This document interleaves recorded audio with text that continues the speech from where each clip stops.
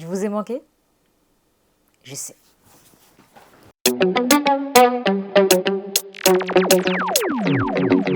On est de retour avec ce nouveau format Confession Nocturne by Anega. Vous l'avez apprécié, donc on continue. Franchement, je vous écoute. Je suis grave contente que ça vous ait plu et qu'on puisse continuer avec ce format. Pour ceux qui ne connaissent pas les règles, je vais raconter 2 histoires. L'une d'entre elles est fausse. À vous de deviner laquelle est vraie, laquelle est fausse. Et je donnerai la réponse à la fin de la vidéo. Cette fois, je vais vous raconter 2 bêtises. Alors, la première bêtise, on va l'appeler la bêtise A. Bon, là, j'ai 9 ans. Et il faut savoir que mon jeu préféré, c'était cache-cache. Le problème avec cache-cache, quand on le jouait, parce que je jouais à cache-cache avec mes voisins, et on jouait dans le quartier, le problème avec cache-cache dans le quartier, c'est qu'il n'y a pas de délimitation. La zone, elle est trop large. On essaie de délimiter, mais ça fonctionnait pas tant que ça. Il y avait toujours ce truc où celui qui cherche, il n'a pas envie de chercher parce que c'est mal délimité, ou quand on délimite pour la personne qui cherche, il n'y a pas assez de cachettes. Et un jour, j'ai eu une illumination. Là où on vivait, il y avait une école. En face de chez moi et mes voisins, il y avait une école. Donc, je propose à mes voisins d'aller jouer à cache-cache dans l'école. Donc là, tous mes voisins étaient en mode très chaud. Là, les gars, on va aller jouer à cache-cache dans l'école. On cherche une entrée pas visible, parce qu'en fait, on pouvait très bien jamber la barrière de l'école et rentrer directement. Sauf que, à tout moment, Tati Suzette passe par là, nous voit jamber la barrière et tous nos parents sont au courant et on prend tous des coups. Donc, on cherchait une cachette, enfin un endroit où c'était un peu plus caché pour pouvoir jamber et passer. On trouve l'endroit, on rentre dans l'école. Et là, le jeu bat son plein. Là, je crois que c'était les meilleures parties de cache-cache. J'ai jamais fait un cache-cache aussi bad que celui qu'on a fait dans l'école. On a fait 1 partie, 2 parties, 3 parties. On n'a même pas vu le temps passer. La nuit commençait à tomber. Il faut savoir que quand je devais rentrer chez moi, c'était lampadaire. À partir du moment que le lampadaire était allumé, il faut que je sois à la maison. Mais là, on n'a pas vu le temps passer. On joue. Une chose qu'il faut savoir aussi, c'est que quand j'étais plus jeune, j'aimais trop escalader des trucs. Je montais sur les toits, je montais dans les arbres, que ce soit manguier, flamboyant, tout bête. Je montais dans tous les arbres, cocotiers, tout. Je me suis dit, mais pourquoi pas monter sur le toit de l'école? Oui, bon, écoutez, des fois, on se fait des réflexions, on ne comprend pas trop pourquoi, mais c'est passé dans ma tête. Mais c'est pourquoi pas monter sur le toit de l'école? Qui ira me chercher là? Qui va me trouver? Best cachette, en fait. Je monte sur le toit. En plus, je monte facilement sur le toit. Je me dis, en plus, je suis fière de moi. Je suis fière de moi. J'ai réussi à monter sur le toit de l'école, mon pote. Je suis sur le toit de l'école. Et moi, j'étais contente. En plus, je voyais celui qui cherchait courir dans tous les sens pour chercher les autres. Et moi, je suis la boss. Je suis la boss de l'école. Je regarde les gars chercher dans l'école et tout. Moi, je suis bien contente. Je vous regarde chercher toujours. Et puis, je les entends. Je suis en mode, vous n'allez pas me trouver. Je suis sur le toit, les gars. Et là, catastrophe. On entend une alarme. Là, j'entends les gars détaler. Putain! Le temps que je descends, en plus, je suis sur le toit. Dans ma tête, je me suis dit, ouais, si la police arrive là, on va me prendre, je vais aller à la geôle. Coup de stress.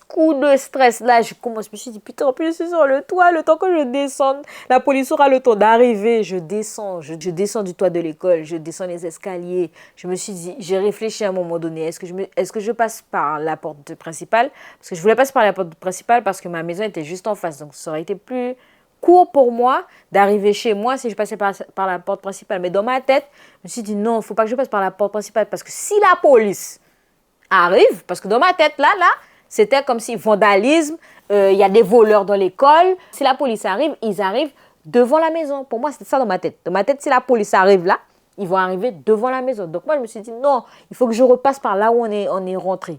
Je cours vers là où on est rentré, je cours, je vois personne, tout le monde est déjà parti. Je suis la dernière, ils vont croire que j'ai braqué l'école, machin. Rien n'allait dans ma tête, rien n'allait. J'arrive à sortir et tout. J'arrive au niveau du terrain de basket de l'école, je dépasse le terrain de basket de l'école. Là, la tension commence à baisser, je me dis bon, là ça va. Et puis sur le trajet pour retourner devant l'école, donc devant nos maisons, je vois mes voisins. Et je suis là, putain, mais qu'est-ce qui s'est passé? Pourquoi ça a sonné et tout? Il y a un de mes voisins qui me dit, c'était le plus jeune. Un de mes voisins qui me dit, ouais, j'ai pas fait exprès, j'ai voulu cliquer sur le truc d'incendie. Donc le gars, il a bouillé notre cache-cache parce qu'il a cliqué sur le truc d'incendie. En plus, c'est pas, tu sais, c'est pas des trucs d'incendie, c'est pas, il faut lever le cache, cliquer. Donc le gars lève, dans toute sa réflexion-là, le gars a levé le cache, il a cliqué dessus. Tout ça pour gâcher notre partie de cache-cache. Franchement, jusqu'à aujourd'hui, je t'en veux. Je ne sais pas si tu vas passer par là parce qu'on ne se parle plus depuis, mais franchement, je t'en veux. Je t'en veux. T'as pété. En plus, ça nous a fait tellement peur qu'on n'est pas retourné jouer à cache-cache dans l'école. Hein. On a tellement flippé qu'on n'est jamais retourné jouer à cache-cache dans l'école, alors que c'était la meilleure partie de cache-cache. Première histoire. Deuxième histoire. Les grands de notre quartier, mon voisin juste à côté de chez moi, il avait une piscine. Et on était en juillet-août. Et les grands de mon quartier squattaient la piscine. Genre, ils jambaient, ils allaient dans la piscine. Ils passaient des fois toute l'après-midi dans la piscine. Mais nous, on était beaucoup plus jeunes, donc on n'a jamais envisagé de jamber pour aller dans la piscine. Mais il y a un jour, mon voisin, je ne sais pas ce qui s'est passé dans sa tête, il me dit, ouais, Anaïka, je te donne un défi. Il me dit, ouais, jambe, tu vas dans la piscine, après tu ressors.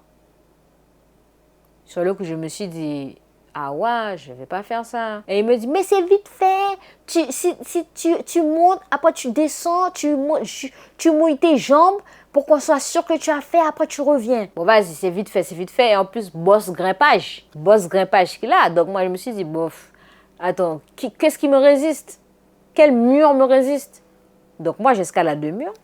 Je tombe de l'autre côté de la maison. Je mouille mon bas du corps. Mais il y a un truc que je n'ai pas calculé. C'est que de l'autre côté, en fait, le sol était plus bas. Donc, quand j'ai voulu faire le chemin inverse, j'arrivais pas parce que j'étais trop petite. La technique que j'avais pour grimper les murs ne fonctionnait pas parce que j'arrivais pas à atteindre avec mes mains le sommet du mur. De l'autre côté du mur, j'étais bloquée. Je n'arrivais pas à passer de l'autre côté du mur. Et après réflexion, parce qu'en plus, après, j'ai essayé une fois, 2 fois. J'ai commencé à stresser. Et là, franchement, j'arrivais plus à rien. Et en plus, j'essayais de voir comment je peux escalader. J'arrivais pas à escalader. Le stress a commencé à monter. J'arrivais pas. Et là, mon voisin a une idée, une illumination. Il va chercher 2 chaises en plastique. Je ne sais pas si ça se vend encore, je pense. Ça se vend encore. C'est des chaises en plastique blanches. C'est très léger. Il va chercher chez lui 2 chaises en plastique. Il monte sur une, il m'envoie une autre. Donc, je prends cette chaise en plastique, je fais la technique et je passe de l'autre côté du mur. Sauf que la chaise, il faut la récupérer. Et le mur, ce n'était pas un mur où tu pouvais genre facilement te mettre dessus et récupérer la chaise. Donc, ce qu'on a fait, c'est qu'on a demandé à un grand du quartier de récupérer la chaise pour nous et tout. Il a récupéré la chaise, il nous a rendu la chaise et puis ça ne s'est jamais su. Donc, 2 histoires.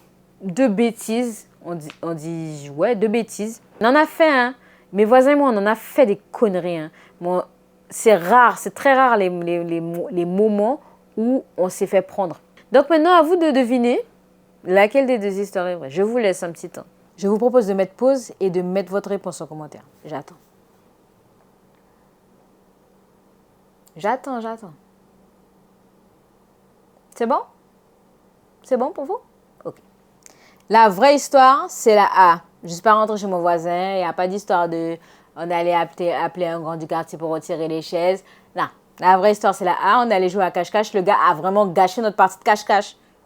J'espère que vous avez eu la bonne réponse. Si vous avez kiffé le concept, n'oubliez pas de me le dire en laissant un like ou en laissant un commentaire. Ça fait toujours plaisir. Je démarre sur YouTube. J'ai besoin de votre force. À la prochaine vidéo.